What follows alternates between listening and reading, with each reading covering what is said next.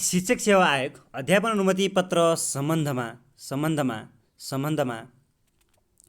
आधारभूत तहमा सोधिने नमुना प्रश्नोत्तरको साथमा उपस्थित भइसकेको छु। सुरुवात गरौँ सेट 34बाट फेरि। आजको सेट 34 को पहिलो प्रश्नबाट सुरुवात गरेँ।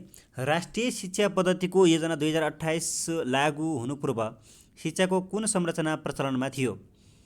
एकमा रहेको छ यसको ग 5+3+2 28 अनुसार चाहिँ 28 हुनु पूर्व हैन, 28 को लागू हुनु पूर्व चाहिँ यो 5+3+2 थियो। त्यसै गरेर 2 मा छ राष्ट्रिय शिक्षा पद्धतिको योजना अनुरूप साधारण मावि र व्यावसायिक माविका माध्यमिक तहमा कति प्रतिशत व्यावसायिक शिक्षा सिकाउने व्यवस्था गरिएको थियो?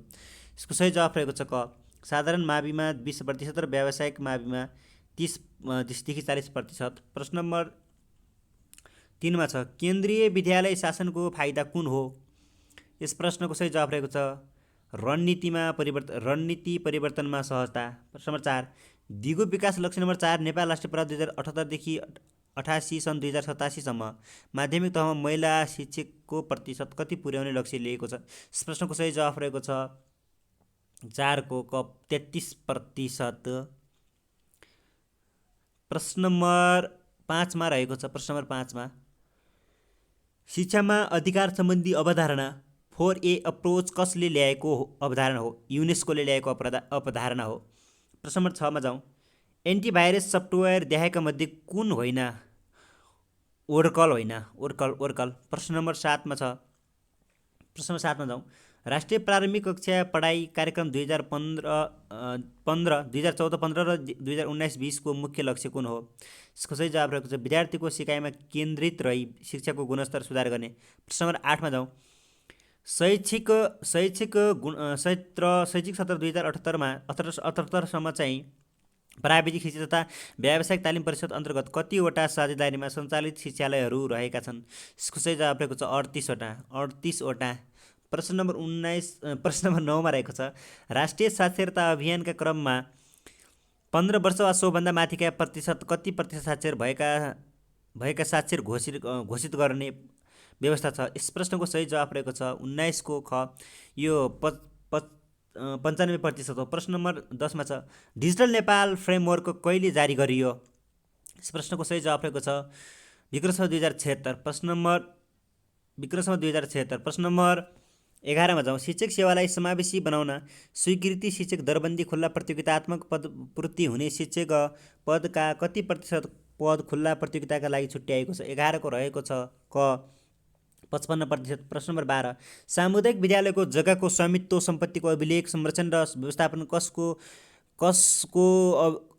अवधि क्षेत्रभित्र पर्दछ? कसको अधिकार क्षेत्रभित्र होला? अधिकार क्षेत्रभित्र पर्दछ। यसको सही जवाफ रहेको छ गाउँ वा नगरपालिका।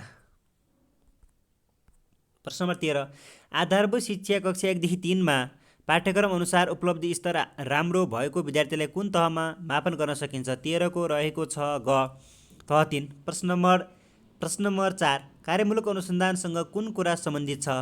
यस प्रश्नको सही जवाफ रहेको छ 14 को रहेको छ क निरन्तर प्रक्रियाको रूपमा सञ्चालित हुन्छ। प्रश्न नम्बर 15 मा रहेको छ शिक्षकको कुन विधा सञ्चित गरी राख्न सकिन्छ? बिरामी विधा चाहिँ राख्न सकिन्छ। प्रश्न नम्बर 16 मा जाउँ।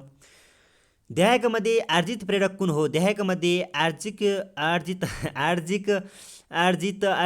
प्रेरक कुन हो भनेको छ यो चाहिँ पुरस्कार हुन्छ। 17 को के 16 को चाहिँ के हुन्छ त? 16 को हुन्छ पुरस्कार भने। 17 मा जाउँ। सबैको सिकाइ आवश्यकतालाई जोड दिई निर्माण गर्ने पाठ्यक्रम कुन हो? यस प्रश्नको सही जवाफ रहेको छ मुख्य पाठ्यक्रम। प्रश्न नम्बर 18 मा रहेको छ नवजात अवस्था पिरियड अफ पर्टुनेट भन्नाले के बुझिन्छ? प्रश्न नम्बर 18 को रहेको छ क जन्मपछि नाल नकाटुन्जेलसम्मको अवस्था। प्रश्न 19 मा छ लम्बिए विधि कसले प्रतिपादन गरेका हुन्? 19 को रहेको छ ग टेम्पलिन। प्रश्न नम्बर 20 अनुकरणात्मक सिकाइ सिद्धान्त कुन हो? 20 को ख सामाजिक सिकाइ। प्रश्न नम्बर 21 को रहेको छ राष्ट्रिय शिक्षा नीति कहिलेदेखि स्वीकृति गरियो? विक्रम 2076 7 महिना 18 गते। प्रश्न नम्बर 22 मा रहेको छ विद्यार्थीका सिकाइ तथा व्यवहारमा समस्या पहिचान गरी मार्गनिर्देशन र सल्लाह सेवा प्रदान गर्ने कार्य कुन मनोविज्ञानले गर्दछ? उपचारात्मक मनोविज्ञानले गर्दछ। प्रश्न नम्बर 23 मा रहेको छ यदि हरेक पाँचौँ सही प्रतिक्रियालाई पुनर्बल प्रदान गरिन्छ भने त्यो डट हो।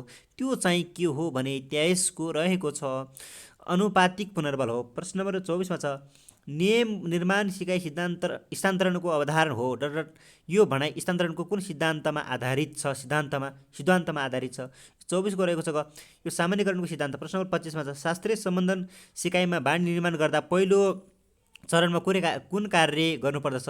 25को रहेको छ यो विद्यार्थीलाई राम्रो बानी बारे परिचित गराउने। प्रश्न 25मा छ हिल्लाटावाका पाठ्यक्रम विकासका चरणमा विषयवस्तुको छनौटपछि कुन कार्य गरिन्छ? यस प्रश्नको सही जवाफ रहेको छ 25को सही जवाफ यो चाहिँ के हुन्छ भने मूल्याङ्कन। प्रश्न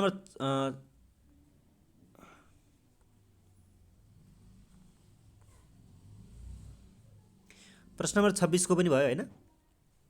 प्रश्न नम्बर 27मा जाउँ अब।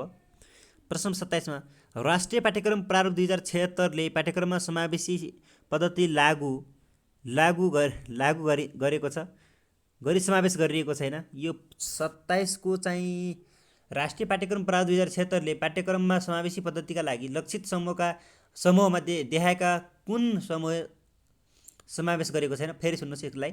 राष्ट्रिय पाठ्यक्रम प्रारूप 2076ले पाठ्यक्रममा समावेशी पद्धतिका लागि लक्षित समूहमा देखाएको कुन समूह समावेश गरेको छैन भन्यो भने 27को यसको सही जवाफ रहेको छ। 27को सही जवाफ रहेको छ दैवी प्रकोप पीडित बालबालिका।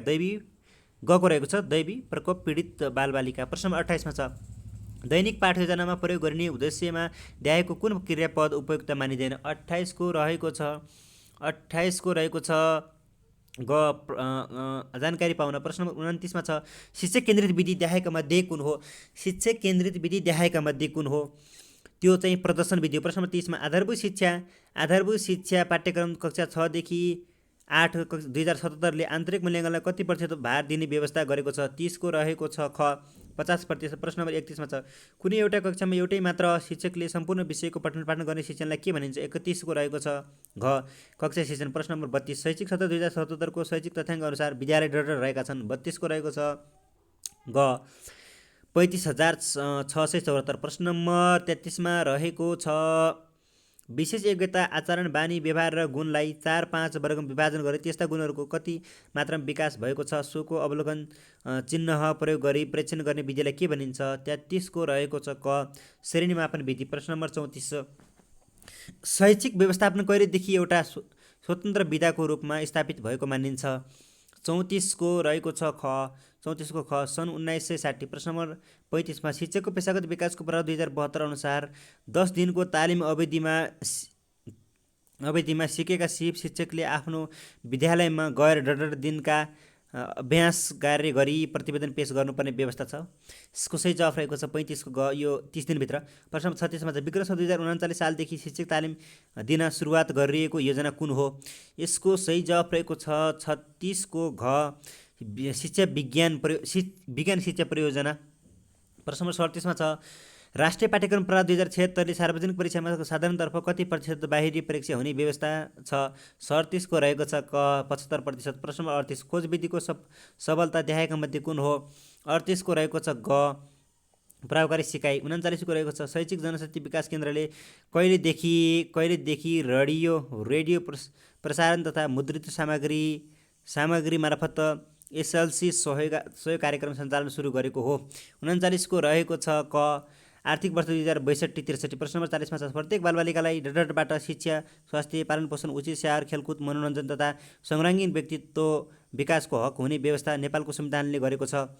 40को रहेको छ परिवार र राज्य।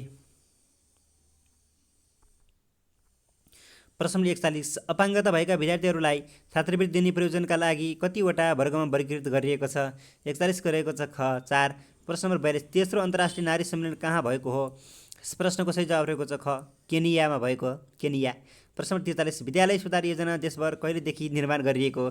43को रहेको छ आर्थिक वर्ष 2058-59। प्रश्न नम्बर 44 अभिभावक मध्येबाट विद्यालय व्यवस्थापन समितिमा कम्तीमा कतिजनाको सहभागिता हुन्छ?